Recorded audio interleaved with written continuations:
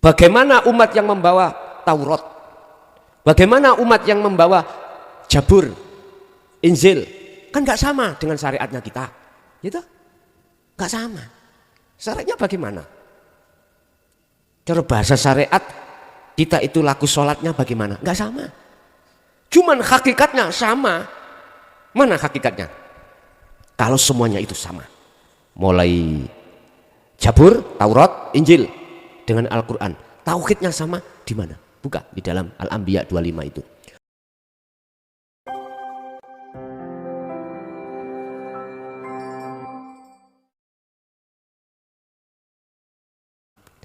Inna dina indallahil Islam.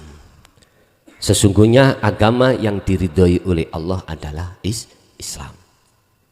Islam dari kata mana kita mengambil? Salama yusallimu tasliman, pasrah. Pasrah yang bagaimana? Bisanya selamat. Salama yusallimu. Iso islamet iku berawal dari pasrah. Pasrah yang bagaimana? Wa anibu ila rabbikum wa aslimu lahu. Kau akan bisa dikatakan pasrah dengan benar jikalau kau wa anibu, kembali dirimu pada Allah dengan Tuhanmu. Wa anibu ila rabbikum, kembali pada Tuhanmu. Lah pertanyaannya, kau sudah kembali enggak? Sing dimaksud kembali itu ruhaniyahnya, bukan jasmaniyahnya. Bukan jasmaniyah, ruhaniyah yang dikatakan wa anibu ila rabbikum. Itu surat Az-Zumar ya, ayat 54. Kalau sudah kembali maka wa aslimu lahu, pasrah dirimu akan benar. Dikatakan benar karena kau pasrah terhadap siapa yang kau pasrahkan sudah tahu. Nanam padi. Oke. Kita modal 2 juta semuanya. Terus menurut perhitungan itu kita akan mendapatkan laba 2 juta, berarti harus payu 6 juta totalnya. Besok mau dipanen, sekarang dihabiskan tikus. Nek hati kita ganjel berarti pasrah itu pasrahan, ngono lho, paham ya? Pasrah yang belum sempurna. Iya Pak. Kan kita sudah tahu la haula wala quwata. Status kita itu tidak ada daya upaya kekuatan apapun makhluk gitu. Ya seperti ya pot gitu Pak, seperti patung. Meneng. Diceluk yo gak jawab. Dikongkon ngalih yo gak gelem ngalih. Ngalih yo pot. Lu mau meneng. Pot iki lho Pak, potnya kembang iki lho. Pot. Yo gak gelem ngalih. Ya seperti itu kita, la haula wala quwata. Iso ngalih karena illa bila lawis cetha ngono. Berarti man pasrah. Nah, Islam yang bagaimana yang dimaksud? Itu tadi. Islam yang diri kau sudah tidak mengakui selain Allah itu bisa memberikan manfaat atau mendatangkan mudarat. Ternyata itu jawabnya orang-orang yang sudah ada di dalam la ilaha illa anta. Yang khosyiin tadi loh. Itu nek kalau tanya Islam yang bagaimana yang dimaksud dalam Al-Quran secara hakikat, yaitu urusan dohir sampai syariat itu tergantung. Allah tidak melihat itu. Bagaimana umat yang membawa Taurat, bagaimana umat yang membawa Zabur, Injil, kan nggak sama dengan syariatnya kita, gitu? Nggak sama. Syariatnya bagaimana? Cara bahasa syariat kita itu laku sholatnya bagaimana? Nggak sama. Cuman hakikatnya sama. Mana hakikatnya? Kalau semuanya itu sama, mulai Zabur, Taurat, Injil dengan Al-Quran, tauhidnya sama di mana? Buka di dalam Al-Anbiya 25 itu. Wa ma arsalna min qablika mir rasulin illa nuhi ilaihi annahu la ilaha illa huwa la ilaha illa ana fa'budun. Muhammad sampaikan wahyu inti iki. Ya. Sebab aku tidak pernah mengutus utusan sebelummu Muhammad, berarti Injil, Taurat, Zabur gitu terhadap nabinya masing-masing ya. Kecuali mereka membawa iki inti. La ilaha illa ana. Fa'budun, suruh menyembah aku. La ilaha illa ana, tidak ada Tuhan yang wajib disembah kecuali aku. Ajak nyembah aku. Ngene lagi. Semuanya sama, Pak. Tauhidnya sama. Terus ada pertanyaan. Mengapa harus ganti-ganti kitab lah gitu nggih? Kalau Zabur itu memang betul-betul sempurna, sudah benar, mengapa ada Taurat? Yang sifatnya adalah menyempurnakan. Mengapa ada Injil? Terakhir mengapa ada Al-Quran? Yang tujuannya menyempurnakan wahyu Allah. Apakah yang di atas Quran gak sempurna?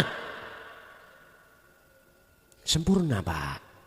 Oleh karena banyak tangan-tangan yang tidak bertanggung jawab mengalihkan fungsi ayat per ayat, itulah akhirnya turun lagi. Sampai nek takok sejatine wahyune Allah. Quran ya Injil, Injil ya Taurat, Taurat ya Zabur. Cuman kan beda nama. Isinya sama, konteksnya tauhid. Konteksnya ruhania sama. Lah, isinya la ilaha illa ana, itu gimana? Ani butullaha waztanibut tauhid. Cara di lebarno. Isinya itu penjabarannya bagaimana? Arahkanlah wajah ruhmu kepada wajah Allah. Ani butullaha. Arahkanlah nyembahmu itu hanya pada Allah. Ngono lho. Waztanibut tauhid, lan tinggalkanlah wajah ruhmu yang asalnya itu bercinta pada selain Allah, tinggalkan. Kau akan bisa menghadap dengan Allah manakala kau meninggalkan selain Allah. Kau akan berjalan ketemu Allah semakin ke barat, maka kau akan semakin jauh tinggalkan arah timur. Otomatis. Coro aku ndelok kanan, kiri mesti tak pungkuri lah, ngoten nggih. Kebalikan. Nek wajahku iku ndelok nafsu, ya aku boleh ngelalekno Gusti Allah. Logikanya seperti itu. Hanya itu. Urusan syariat, apa sih syariat? Ya aktivitas jasmani gitu Pak, syariat. Silakan beda-beda, silakan. Silakan. Yang terpenting ruhaniah sampai itu. Cara bahasa tak ahadkan ya. Madhep nang urip, wis titik. Subhana, menghadap terhadap Sang Maha Suci, zat hidup itu. Kan sudah diterangkan, itu ada di dalam dan di luar. Di mana kau mengarah, di situ di depanmu ada wajahnya. Banyak ayat yang memberikan kemudahan kita untuk menemui Allah itu banyak. Terus pertanyaannya, bagaimana selain agama Islam? Lagi itu nih, yang syariatnya itu tidak memakai syariat Islam. Bila mana rohaniahnya memang betul-betul mengesahkan Allah, dia masuk. Itulah Islam. Urusan jasad sampai ben malam Jumat nyumet menyan atau nyumet apa, terserah. Enggak melihat di situ Allah. Cuman melihat bagaimana hatimu betul-betul mengesahkan, mengahadkan Allah atau enggak. Hanya itu. Allah berarti dalam bahasa syariat gitu. Jenengan syariat gak ngucap Allah, ngucap Allah, padha mawon. Oh, iku nama kok. Ini tidak akan bisa diterima Pak. Keterangan yang kusampaikan, yang kusuguhkan makanan ini terhadap golongan mereka yang masih ada di la ilaha illallah kali la ilaha illallah. Gak bisa. Karena masih fanatik dengan nama. Gak bisa. Dianggap iki anggur merah, nggak boleh dianggap ngoten. Makanya benar yang mengatakan ajaran saya itu roti rasa tai. Udah ada yang ngomong gitu Pak. Udah langsung aku loh. Saya dipanggil anjing ya. Panggil anjing, dipanggil babi. Enak. Babi sih kena dibelah. Anjing kena digenjogo mah. Bon, anak patung. Yang jegideg kan. Terus di dalam tubuh Islam terpecahlah menjadi 73 golongan. Yang 72 finar, yang satu fil jannah. Siapa yang satu? Ahli sunnah wal jamaah. Siapa sih ahli sunnah wal jamaah itu? Ahli sunnah wal jamaah. Inilah golongan-golongan yang sudah dianta. Ini. Mesti rukun. Nggak mungkin tengkar. Hatinya mesti damai, mboten gelisah. Ada orang yang pakai kunut gak gelisah, padahal dia pakai kunut. Kok bisa gak gelisah? Dia sibuk melihat Allah. Lah Allah bikin kunut gimana? Bisa apa saya protes Allah bagaimana? Ada yang pakai, ada yang itu loh Pak, kalau orang mati selamatan gitu ya. Ada yang tidak, enggak sampai. Ada yang seperti itu dengan mempunyai hujah, dalil masing-masing. Ya gak muring-muring. Ketemu orang yang bertahlil, ya gak muring-muring. Karena sibuk melihat Allah. Yang gak pakai tahlil, Arab berkati toh, ya karena Allah. Ya siapa yang ada di situ? Lah gitu toh. Jadi sudah enggak ada penghalang sudah. Ingat, di dalam kitab Hikam itu Allah menghadapkan berbagai persoalan itu semata-mata kata Allah. Ki dalan iki tak tui nikmat tak tui saya hadapkan anugerah, tak hadapkan bala, tak hadapkan musibah, semata-mata jadikanlah sebagai jalanmu untuk bertemu aku, sebab aku yo di situ. In asobathum musibah qalu innalillahi wa inna ilaihi raji'un. Sampai diiling ngoten. Intinya disuruh menemui Allah. Jadi ketemu orang bertahlil ketemu Allah, ketemu orang yang tidak bertahlil ya Allah, ketemu orang subuh gak pakai kunut ya Allah, pakai kunut ya Allah. Udah nggak ada persoalan. Itulah yang dimaksud ahli sunnah wal jamaah golongan satu ini. 72 dibanding setunggal. Mboten nyucuk nggih. Mboten nyucuk. Golongan inilah golongan minoritas. Tapi kalau kita tarik dari sisi syariat, insya Allah itu hadis atau gimana ya? Semua mengklaim, yo aku sing ahli sunnah, sing sana aku kau wape, ngaku. Ya sudah. Akhirnya apa? Tanda-tandanya nanti. Coba, enggak masuk. Ketika orang selain daripada tidak seperti anggotaku, ning hati saya anggap ikut orang bingung, orang tersesat lah ya. Mesti gitu Pak. Sana juga begitu sama. Dalam agama juga begitu Pak. Kita yang dalam agama Islam, taruh aja kita belum dianta loh Pak ya. Mesti mengatakan selain agama yang orang lain yang tidak menganut seperti agama kita katakan kafir. Nah, kita katakan orang yang tersesat. Sama, di sana juga gitu ngomong. Tak percaya tanya. Semua mengklaim benarnya masing-masing. S2. Nama beda dijadikan satu persoalan. Geger. Mana yang dimaksud rahmatan lil alamin? Islam itu datang menjadi rahmat segenap alam. Ternyata jawabannya hati siapapun yang sudah dianta ke anak baru yaitu ketemu Pak Is.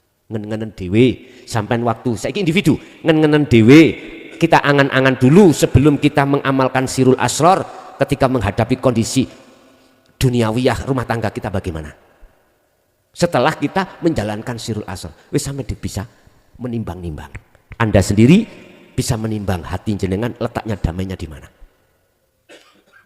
Saya pastikan ketika Anda sudah mengenal la ilaha illa anta dan ana, itulah akhirnya perubahan yang asalnya bludrek, tahu bludrek, mau ring-muringan, iku boleh lembek. Asalnya iku mang takabur, soyo suwi, soyo hilang. Gampang riak, gampang hasud, hilang. Karena sibuk ingin bertemu Allah. Iya Pak. Akhirnya yang terjadi, yang kita terima kedamaian hati. Ya ayyatuhan nafsul mutmainnah irji'i ila rabbiki radiyatan mardiyah fadkhuli fi ibadi wadkhuli jannati. Dikatakan jiwa yang tentram karena dia kembali. Dikatakan dia kembali karena dia ada rasa rindu dan ingin bertemu Allah. Akhirnya dimasukkan dalam wadah fadkhuli fi ibadi wadkhuli jannati. Di situ. Jadi golongan satu itu ahlu sunnah wal jamaah yang kumaksud adalah ahli syuhud. Karena ahli syuhud sudah tidak menyalahkan orang ini begini begitu, enggak. Dia bisa bertemu Allah lewat ngobong menyan. Dia nggak akan protes, nggak akan menyalahkan, karena di situ yang menguasai juga Allah. Dia lewat, mohon maaf Pak, walaupun tidak di masjid, di wihara Allah, betul. Tinggal pertanyaannya, betulkah yang ada di situ sudah masuk termasuk antawana? Pertanyaannya kali itu. Itu kan syariat mawon, syariati. Silakan syariati berbeda, silakan. Cuman yang terpenting ruhanianya itu. Bukan perkaranya sebelum Al-Quran ini, wahyu Allah dalam kitab Taurat, Zabur, Injil ini nggak sempurna, sudah sempurna. Cuman olehnya banyak tangan setan yang merubah maksud daripada firman Allah di situ, maka ditegaskan Al-Quran, diluruskan. Sifatnya kan di situ. Al-Quran diturunkan untuk menyempurnakan dan membenarkan wahyu-wahyu Allah, kitab-kitab Allah yang sudah terjadi. Di situ sifatnya Al-Quran itu.